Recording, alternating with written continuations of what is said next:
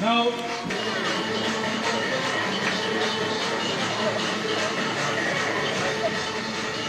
hey, come on, hey.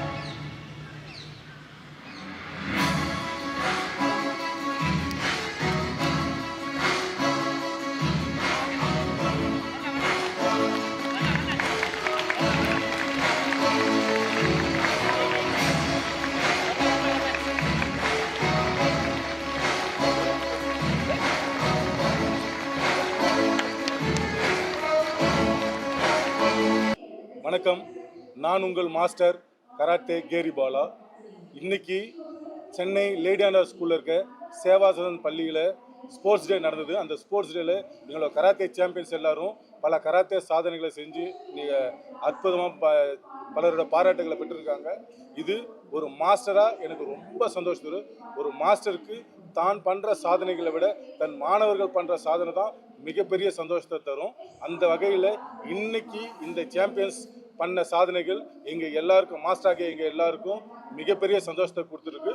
இவங்க இந்த மாதிரி படிப்புலையும் சாதிக்கணும், விளையாட்டுலையும் சாதிக்கணும், வாழ்க்கையிலும் சாதிக்கணும் அப்படி சொல்லி கடவுளை வேண்டிக்கிறேன்.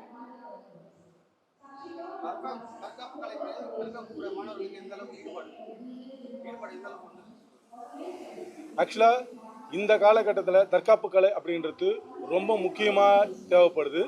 எந்த விதத்துலனா தற்காப்பு கலை அப்படின்றது தன்னை காத்துக்கிறதுக்காக மட்டும் இல்லாமல் தன்னை சுற்றி இருக்கிற நியாய தர்மங்களை காக்கிறதுக்காக போராடுற ஒரு திறமையும் தைரியத்தையும் இந்த தற்காப்பு கலை தருது.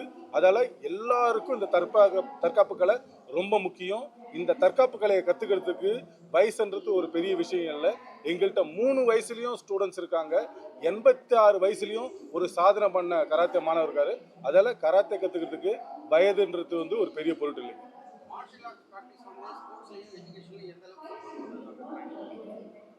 நார்மலாக மார்ஷியல் ஆர்ட் ப்ராக்டிஸ் பண்ணும்போது உங்களுக்கு இன்டைரக்டாக பல டிஃபிகல்ட்டிஸ் எல்லாத்தையும் கஷ்டங்கள் எல்லாத்தையும் நீங்கள் அண்டர்கோ பண்ண வேண்டியிருக்கும். இந்த கஷ்டங்கள் உங்களுக்கான மன தைரியத்தை கொடுத்துரும். இந்த மன தைரியம் என்ன பண்ணுன்னா இந்த போராட குணம் உங்களை படிப்புலையும் போராட வச்சிடும். ஒரு சில மாணவர்கள் எல்லா பாடத்துலையும் ரொம்ப நல்லா பண்ணுவாங்க, ஆனால் மேக்ஸ் அப்படின்னா அவங்களால பர்ஃபெக்டாக பண்ண முடியாமல் போகலாம். அந்த மாதிரி மாணவர்களுக்கு இது தைரியத்தை கொடுக்கும். இது மேக்ஸ்க்காக மட்டும் இல்லை, எந்த சப்ஜெக்ட்லேயும் ஒரு போராடுறத குணத்தை கொடுத்து லைஃப்பில் ஜெயிக்கிறதுக்கு இது ஒரு மிகப்பெரிய உதாரணமாக இருக்கும். இதுக்கு நானே ஒரு மிகப்பெரிய உதாரணம். எனக்கு இங்கிலீஷ் அப்படின்னா அவ்வளோ ஒரு பயம். அந்த காரணத்தால் நான் 10th முடித்த உடனே சென்னைக்கு வந்துட்டேங்க. ஆனால் கராத்தே கொடுத்த இந்த தைரியத்தால் தான் இப்போ நான் MA டிகிரி முடிச்சுட்டு PhD பர்சியூ பண்ண போகிறேன்.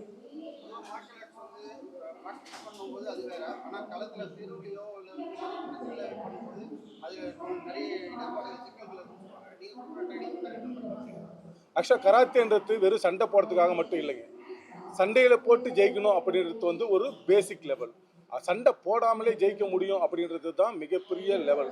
அந்த லெவலை ரீச் பண்ணுறதுக்கு நீங்கள் குறைஞ்சபட்சம் ஒரு 3 வருஷம் 4 வருஷம் ஆகுங்க. அந்த லெவலில் ரீச் பண்ண யாரையும் நீங்கள் நார்மலாக கராத்தே கற்றுற ஒருத்தவங்க ரோட்டில் சண்டை போடுறத பார்த்தே இருக்க முடியாது. ஏன்னா நார்மலாக சண்டை போடுறதுக்கு கற்றுக்கிறதுக்கு சில மாதங்கள் போதும், ஆனால் சண்டை போடாமல் இருக்க கற்றுக்கிறதுக்கு தான் பல வருடங்கள் ஆகும். அந்த லெவலில் ரீச் பண்ணிட்டாங்கன்னா it will take only some seconds to finish the fight. ஒரு சில நொடிகளிலே அந்த சண்டையை முடிச்சிட முடியும். இந்த கட்டா பிரிவு ஃபைட்டிங் செக்ஷன்ல இருக்கு. இதுல உங்களுடைய ஸ்டூடண்ட் இந்தியா லெவல்ல சாதிக்க போற அளவுக்கு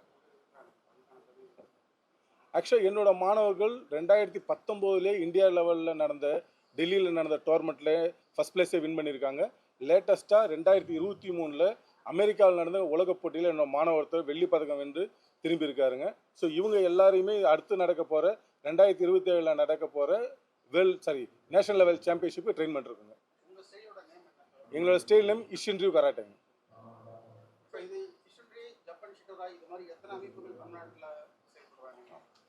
ஆக்சுவலாக தற்காப்பு கலை எல்லாத்துக்குமே அடிப்படை வந்து நம்ம காஞ்சிபுரம் தாங்க.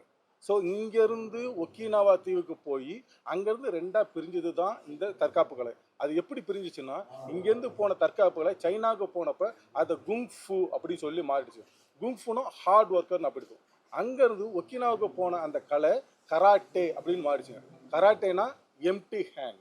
ஸோ இங்கேருந்து ஆரம்பித்த கலை அங்கே புதுசாக பேர் வச்சு அங்கே குங்ஃபுன்னு போயிடுச்சு சைனாவுக்கு, இங்கே கராத்தேன்னு போயிடுச்சு ஜப்பானுக்கு.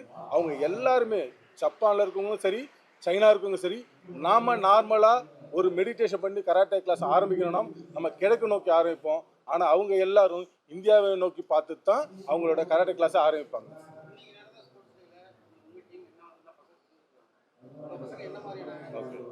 ஆக்சுவலாக இந்த ஒரு 3 மாதமாக இந்த ஒரு ரிஹர்சலுக்காக மட்டும், இந்த ஒரு ஈவெண்ட்டுக்காக மட்டும் தான் ப்ராக்டிஸ் பண்ணிருக்காங்க. இந்த ஈவெண்ட்டில் கை மேலே கார் ஏற்றுறது பண்ணியிருக்கிறாங்க. அதை 2 டீமாக பண்ணியிருக்காங்க. சின்ன குழந்தைங்க எல்லாரும் சின்ன காரையும், பெரியவங்க எல்லாரும் பெரிய காரை பண்ணியிருக்காங்க. இங்கே நம்மகிட்ட லக்ஷ்மி பிரியா அப்படின்னு சொல்லி ஒரு ஸ்டூடெண்ட் இருக்காங்க. அவங்கள 2 கட்டை விரலை மட்டும் யூஸ் பண்ணி ஒரு காரை தள்ளி ஒரு சாதனை படைச்சிங்க. அவங்க கூடியவரையில் ஒரு உலக சாதனை பண்ணுவாங்க அப்படின்னு நாங்கள் நம்புகிறோம். மற்றபடி எல்லா மாணவர்களும் சேர்ந்து அவங்க ஓடு உடைச்சிருக்காங்க. கத்தா பிரிவு அப்படின்னு ஒன்று, கத்தா பண்ணுறதுன்றது வந்து அந்த பாடத்தை பர்ஃபார்ம் பண்ணுது. ஆனால் இந்த பாடத்தை ஒரே சீக்வன்ஸாக அந்த 26 பேரும் ஒரே செட் ஆஃப் ஃபார்ம் பண்ணி ஒரே மைண்டுக்குள்ளே வச்சு அந்த கத்தா பர்ஃபார்ம் தான் டீம் கத்தா. அந்த பர்ஃபார்மன்ஸ் எனக்கு பண்ணியிருக்காங்க. எந்த ஒரு கவுண்டோ இன்ஸ்ட்ரக்ஷனோ கொடுக்காம அவங்களே ப்ராக்டிஸ் பண்ணி அந்த ரொம்ப அருமையாக பண்ணியிருக்காங்க.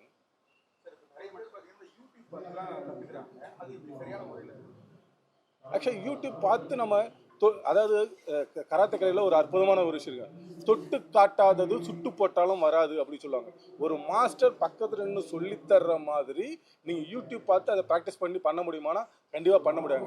ஒருவேளை மாஸ்டர்ஸை கற்றுட்டு அதுக்கப்புறம் ஏதாவது சந்தேகங்கள் இருந்தால் அந்த சந்தேகங்களை நிவர்த்தி பண்ணுறதுக்கு வேணால் நம்ம வீடியோ பார்த்து, யூடியூப்னு இல்லை எந்த ஒரு வீடியோவும் பார்த்து கற்றுக்கலாம். பட் நார்மலாக ஒரு விஷயத்தை கற்றுக்கணும்னா அதை நம்ம எந்த ஒரு சோஷியல் மீடியாவிலும் கற்றுக்க முடியாது. இல்லை, என்ன நீங்கள் கூகுளில் போய்ட்டு மாஸ்டர் கேரி பாலா அப்படின்னு சொல்லி சர்ச் பண்ணி என்ன நம்பர் எடுத்துடலாங்க. தேங்க்யூ.